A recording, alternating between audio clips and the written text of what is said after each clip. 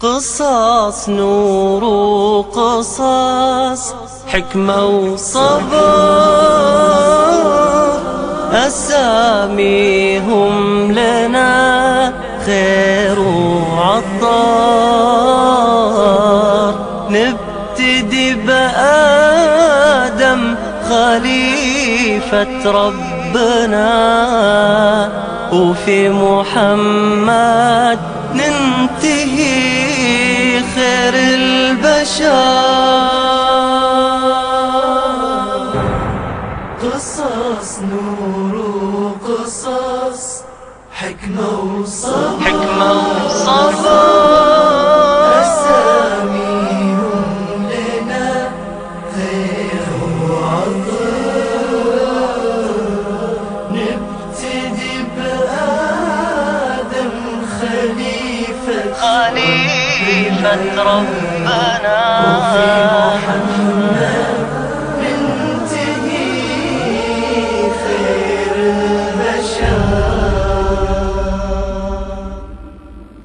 بسم الله الرحمن الرحيم. أيها الإخوة والأخوات، السلام عليكم ورحمة الله وبركاته. أهلا وسهلا بكم من جديد في حلقة من برنامج قصص الأنبياء. لازلنا وإياكم نتحدث عن الخليل، عن إبراهيم عليه السلام، عن أبي الأنبياء، عن هذا النبي الرسول الذي اتخذه الله عز وجل خليلا، والخلة أعلى درجة في المحبة. كلنا نذكر في الحلقة الماضية لما تكلمنا عن إبراهيم الخليل أنه بنى البيت مع ابنه إسماعيل، هذا الابن الذي انتظره إبراهيم سنين طويلة، عمرا مديدا. هذا الابن الذي أمره الله عز وجل أن يذبحه، فلما نجح في الاختبار نجاه الرب عز وجل. هذا الابن لما كبر ذكر له إبراهيم أن الله عز وجل أمرني أن أبني بيتا فهل تعينني؟ فأعانه. وإذ يرفع إبراهيم القواعد من البيت وإسماعيل ربنا تقبل منا إنك أنت السميع العليم. فلما بني البيت واكتمل، الله عز وجل أمر إبراهيم بأمر، قال يا إبراهيم أذن. قال أؤذن بما يا رب؟ قال أذن في الناس بالحج، أذن ليسمعك البشر كلهم وليحجوا إلى هذا البيت وليزوروا هذا البيت. فقال إبراهيم الخليل عليه السلام، قال يا ربي ومن يسمعني؟ كيف أوصل صوتي للبشرية كلها؟ قال الله عز وجل يا إبراهيم عليك النداء وعلينا البلاغ، نحن نبلغ صوتك للناس فقط، أذن ونادي يا إبراهيم. وفعلا قام إبراهيم الخليل على جبل ثم أذن وقال أيها الناس إن الله عز وجل قد فرض عليكم الحج فحجوا. يقول ابن عباس فأسمع الله عز وجل الناس كلهم، بل أسمع كل ما بين السماء والأرض، بل أسمع النطف في أصلاب آبائها وفي أرحام أمهاتها، بل إلى اليوم يسمع الناس نداء إبراهيم الخليل وأذن في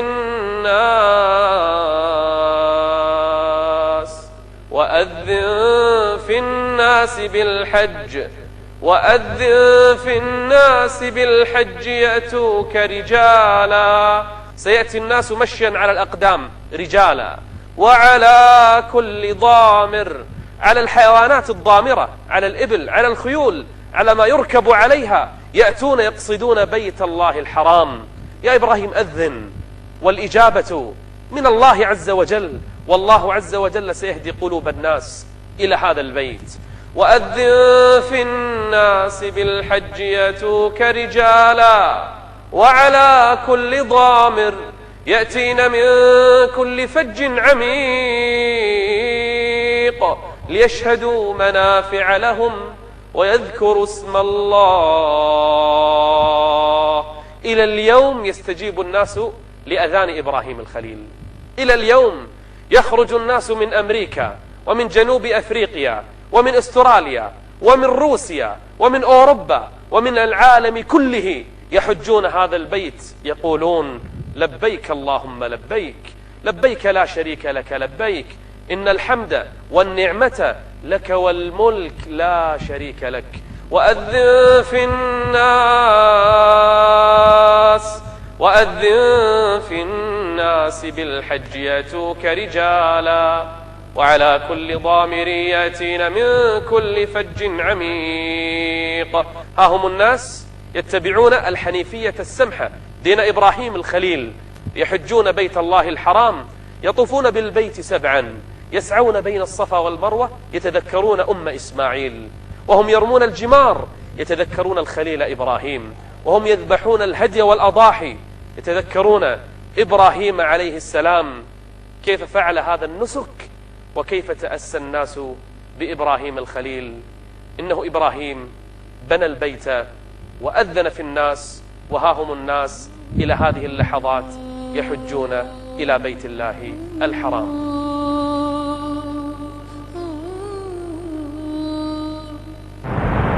قصص نور قصص،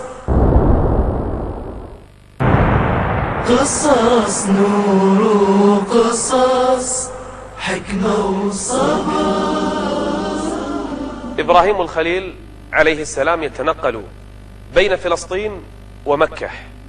في فلسطين زوجته سارة وابنه إسحاق، وفي مكة هاجر وابنها إسماعيل. يتنقل بين هذه وهذه. إبراهيم الخليل يهتم بزوجتيه وابنيه، فهو من أعدل الناس معهما. في يوم من الأيام طلب من ربه طلبا، والطلب في ظاهره غريب. قال ربي، وإبراهيم اتخذه الله عز وجل خليلا. قال ربي أرني كيف تحيي الموتى. لم يسأل ربه هل أنت تحيي الموتى أو لا، فهو يؤمن بهذا، ولكنه أراد أن يرى الكيفية. كلنا يؤمن بهذا، وكل مؤمن يؤمن بأن الله عز وجل يحيي الموتى، وهذا نبي من أنبياء الله، وليس أي نبي، بل هذا خليل الرحمن. لكنه طلب من ربه أن يرى هذا بعينيه. قال رب أرني كيف تحيي الموتى. فرد الله عز وجل على إبراهيم الخليل، قال أولم تؤمن؟ قال بلى ولكن ليطمئن قلبي.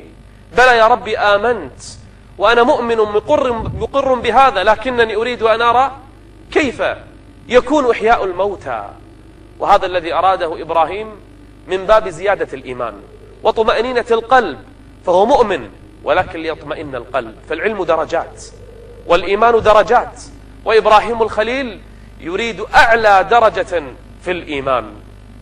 فذكر الله عز وجل له أمرا، قال يا إبراهيم ائت ب4 من الطيور، ائت ب4 من الطيور فاذبحهن، فإذا ذبحت 4 قطعهن قطعا، الرجلين، المنقار، الريش، الجلد، اللحم، فتت الطير كله، ثم اخلط 4 طيور بعضها ببعض.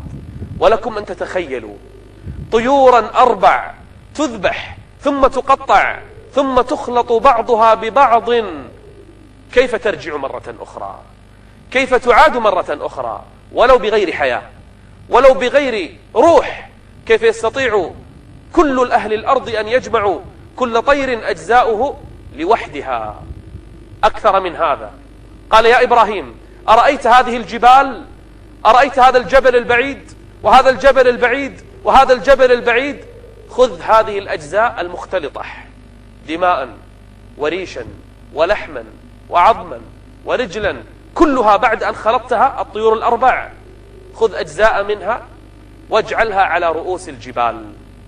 فإذا بإبراهيم الخليل يذبح 4 من الطيور، ثم يقطعهن، ثم يخلطهن، ولم يبق فيهن حياة، بل الجسد ذهب، بل أجساد الطيور اختلطت ببعضها البعض. ثم ذهب إلى الجبال البعيدة ووضع على كل جبل جزءا من هذه الطيور، وعلى هذا الجبل جزءا من هذه الطيور، وعلى ذلك الجبل البعيد، وعلى هذا الجبل البعيد، ووزع الطيور بين هذه الجبال. ثم قال الله عز وجل لإبراهيم: نادي يا إبراهيم، نادي هذه الطيور. وإذ قال إبراهيم رب أرني كيف تحيي الموتى قال أولم تؤمن قال بلى ولكن ليطمئن قلبي قال فخذ 4 من الطير فصرهن إليك، قطعهن فتتهن ثم اخلطهن ببعضهن البعض. قال فخذ 4 من الطير فصرهن إليك ثم اجعل على كل جبل منهن جزءا، على هذا الجبل، على هذا الجبل، على ذاك الجبل، على هذا الجبل. ووزعها إبراهيم الخليل. ثم قال الله عز وجل له: ثم ادعهن. فقام إبراهيم الخليل ينادي على هذه الجبال، ينادي الطيور الميتة المقطعة التي ذهبت وضاعت أجسادها الآن. ناداها إبراهيم الخليل: أيتها الطيور ائت إلي الآن بأمر الله عز وجل.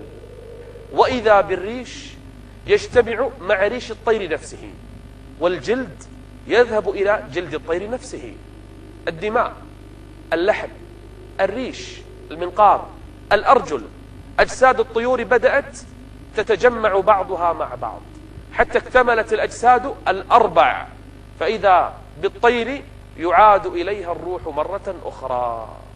ثم ادعهن يأتينك سعيا. وإذا بالطيور 4 تطير في السماء وتتوجه إلى من؟ إلى الخليل، إلى إبراهيم عليه السلام. الطيور 4 مكتملة الأجساد نفخ فيها الروح، عادت لتطير مرة أخرى وترجع إلى من؟ إلى إبراهيم. يا الله، أي معجزة هذه أراها الله إبراهيم. ثم ادعهن يأتينك سعيا واعلم أن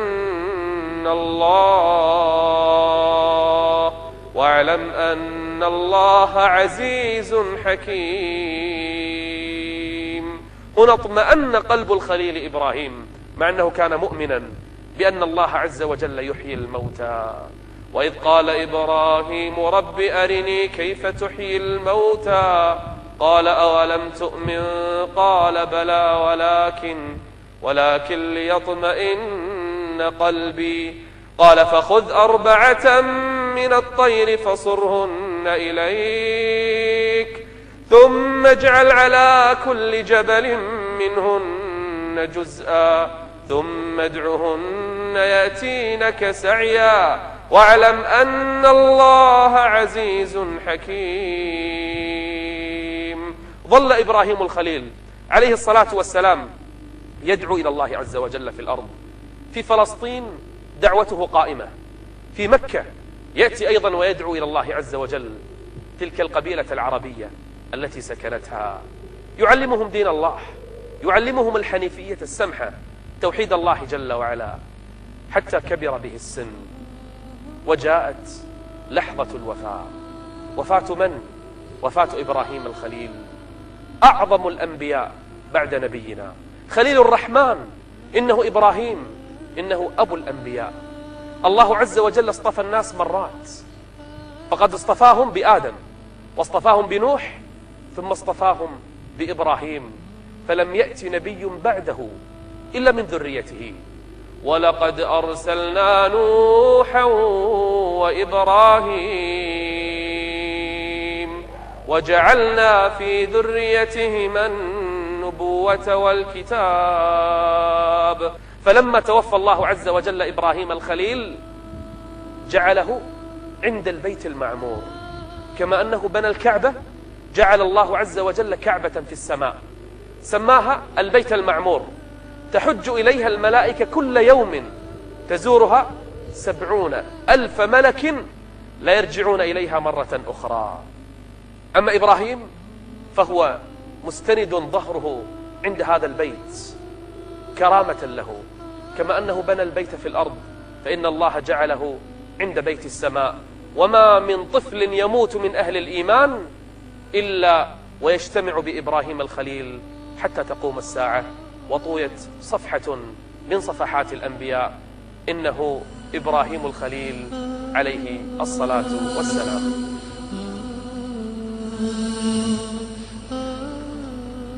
وكان إبراهيم الخليل عليه السلام يعيش في فلسطين، وأحيانا كان يذهب إلى مكة يتفقد ابنه إسماعيل وأمه هاجر. إسماعيل عليه السلام ابن إبراهيم الخليل لم يكن عربيا، فإبراهيم لم يكن عربيا، ولكنه عاش في مكة أي إسماعيل وترعرع فيها، وسكنت هذه الأرض كما ذكرنا سابقا قبيلة اسمها جرهم. بدأ إسماعيل عليه السلام يتعلم العربية منها، بدأ يتعلم هذه اللغة الفصحى. من قبل إسماعيل عليه السلام يسمون العرب العاربة، أما إسماعيل ومن بعده يسمون العرب المستعربة، الذين تعلموا اللغة العربية من هذه القبائل. من؟ إنه إسماعيل عليه السلام. إسماعيل عليه السلام تعلم اللغة العربية حتى نطق الفصحى. وكان إسماعيل عليه السلام يتربى ويعيش في مكة ويتعلم العادات، ويقال أنه أول من نطق العربية الفصحى من العرب المستعربة، وأول من ركب الخيل، روض الخيل وتدرب عليها وصار يركبها في الجهاد في سبيل الله. ومن بعده تعلموا ركوب هذا الخيل، بل إن الخيل كما ذكر النبي صلى الله عليه وآله وسلم معقود في نواصيها الخير إلى يوم القيامة. عاش إسماعيل في مكة وتربى فيها، وكان أبوه يمر عليه يبني البيت ويؤمر بذبحه. وقصص أخرى حصلت مع إسماعيل مع أبيه حتى تزوج من قبيلة جرهم، وقيل من العماليق. تزوج إسماعيل عليه السلام، وكان من صفاته ومن عاداته كما قيل أنه كان صادق الوعد. إسماعيل لو وعد أي إنسان في أي وقت فإنه يلتزم بوعده ولا يتحرك من مكانه ولو غربت الشمس. لو يظل ساعات على وعده فإنه لا يحنث بوعده ولا بحلفه، حتى أنه لو انتظر إلى يوم كامل كما قال الله عز وجل في إسماعيل: واذكر في الكتاب إسماعيل إنه كان صادق الوعد وكان رسولا نبيا. تزوج ومر عليه أبوه وهو شيخ كبير إبراهيم عليه السلام، مر عليه يزوره في بيته فطرق الباب فوجد امرأة فسألها: أين إسماعيل؟ من أنت؟ قالت: أنا زوجته. فسألها إبراهيم الخليل قال: أين زوجك؟ قالت: إنه يبتغي لنا، يعني يبحث لنا عن طعام ويعمل لنا للبيت. فسألها إبراهيم الخليل وهي ما تدري أنه إبراهيم، ما تدري أنه أبوه. سألها إبراهيم: كيف حياتكم؟ كيف عيشكم؟ قالت: إنا والله في شر عيش وحياتنا ضيق وشدة. وأخذت تتكلم على زوجها وسأل عنها وعن أخبارها وعن أخلاقها. فلما انتهت من إجاباتها قال لها: إذا جاءك زوجك فأقرئيه مني السلام، ثم قولي له: غير عتبة بابك. ما تدري ماذا يقصد بالعتبة. وذهب إبراهيم الخليل ورجع إلى بلده. فلما جاء إسماعيل قالت له زوجته: جاء رجل يسأل عنك وعنا. قال: كيف هو؟ فوصفته فعرف أنه أبوه. قالت: يقرئك السلام؟ فرد السلام. قالت: ثم قال لك: غير عتبة بابك. ففهم نبي الله إسماعيل أن أباه يأمره بتطليق زوجته لأنها امرأة غير صالحة، فطلقها. ثم بعد زمن تزوج أخرى. وفي مرة من المرات جاء إبراهيم الخليل إلى بيت إسماعيل ابنه في مكة فسلم. قال: من أنت؟ قالت: أنا زوجته. قال: أين هو؟ قال: يبتغي لنا. فقال لها: وكيف حياتكم؟ قالت: إنا بخير والحمد لله، نعيش بنعمة ورخاء وكان المال والزاد قليلا، لكنها تشكر نعمة الله عز وجل. فسأل عنها إبراهيم الخليل فعرف أنها امرأة صالحة، ثم قال لها عليه السلام، قال: إذا جاءك ابنك أو زوجك فقولي له، قولي يقرئك السلام فلان ابن فلان، أي أبوه. ثم قال لها: قولي له أن ثبت عتبة بابك، وهي ما تدري ما معنى العتبة.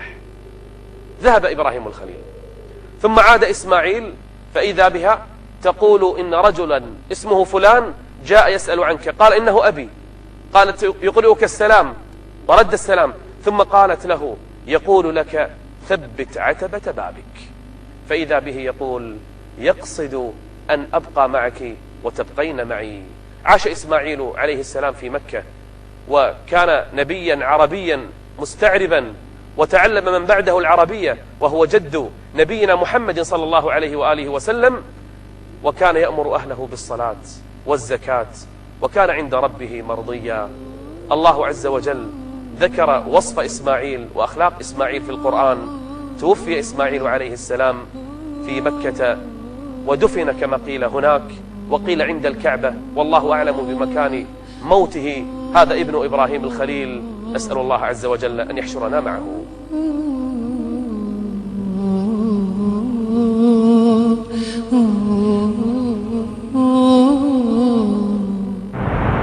قصص نور قصص، قصص نور قصص. إبراهيم الخليل عليه الصلاة والسلام له ابن اسمه إسحاق، وإسحاق هو الأخ غير الشقيق لإسماعيل عليه السلام. فأم إسماعيل هي هاجر، وأم إسحاق هي سارة الزوجة الأولى لإبراهيم الخليل. كبر إسحاق عليه السلام حتى بلغ 40 من العمر فتزوج. لما تزوج أنجبت له زوجته ولدين توأمين. الأول سماه العيص وهو والد الروم أبو الروم، والثاني سماه يعقوب الذي جاء عقبه، ويعقوب يسمى إسرائيل، فكل الأنبياء بعد يعقوب يسمون بنو إسرائيل. يعقوب عليه السلام لما كبر وأخوه العيص حصل خلاف بينه وبين أخيه، فقررت أمه أن تبعده عن أخيه حتى لا يكبر الخلاف، فأرسلته إلى خاله في حران، واسم خاله لابان. جلس عنده يعقوب عليه السلام زمنا طويلا، رعى عنده الغنم، وتزوج أولا ابنته الكبرى ليا، ثم بعد زمن تزوج ابنته الصغرى وهي أجمل واسمها راحيل. وكان في شرعهم الأمر جائزا أن يتزوج الرجل من أختين ثم حرم، فتزوج الأولى والثانية وأنجب 12 من الذكور سموا بالأسباط. أما الزوجة الثانية راحيل الصغرى الأجمل أنجبت له غلاما جميلا أوتي شطر الحسن، ما أحلاه من غلام، اسمه يوسف. فيوسف هو الكريم، ابن الكريم، ابن الكريم، ابن الكريم. يوسف ابن يعقوب، ابن إسحاق، ابن إبراهيم، أنبياء ذرية بعضها من بعض. وأنجبت له بعد يوسف عليه الصلاة والسلام أنجبت له شقيقا سماه بنيامين، فهو الأخ الشقيق الصغير ليوسف عليه السلام، وهما أبناء راحيل البنت الصغرى لخاله. ظل 20 سنة يعقوب عليه السلام مع خاله، ثم قرر أن يعود مرة أخرى إلى بلاد أبيه في بلاد كنعان بلاد جده.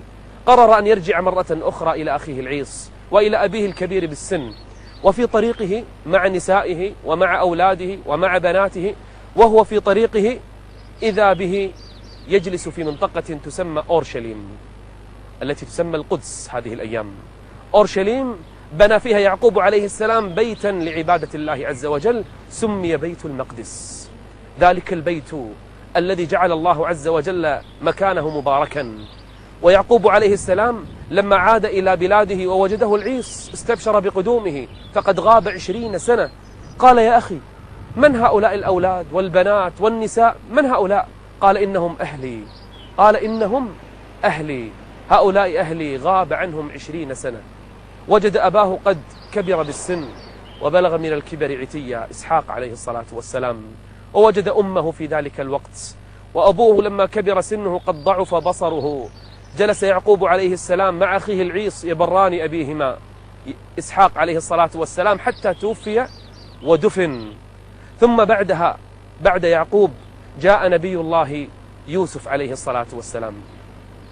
يوسف الذي أوتي شطر الحسن، إنه ابن يعقوب عليه الصلاة والسلام، فالذرية كلها أنبياء. إبراهيم جاء بعده إسحاق، ثم بعد إسحاق يعقوب، ثم بعد يعقوب يوسف. مع هذا لن نبدأ بقصة يوسف في الحلقة القادمة، بل سوف نعود قليلا إلى الوراء، نعود إلى قصة نبي من الأنبياء.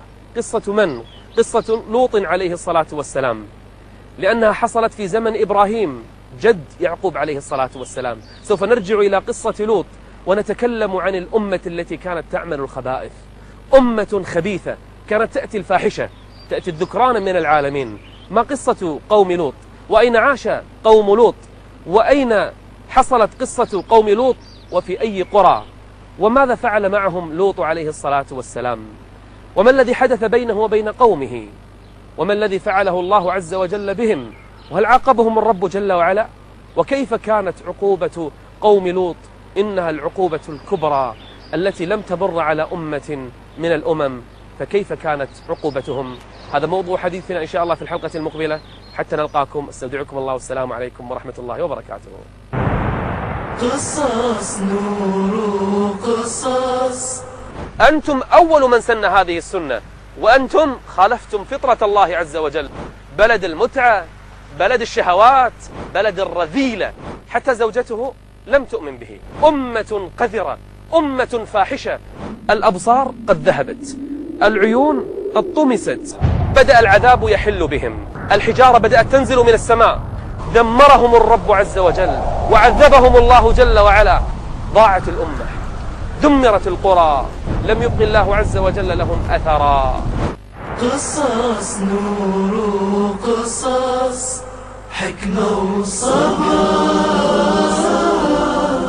أساميهم لنا خير وعطر. نبتدي بآدم خليفة ربنا، وفي محمد منتهي خير البشر.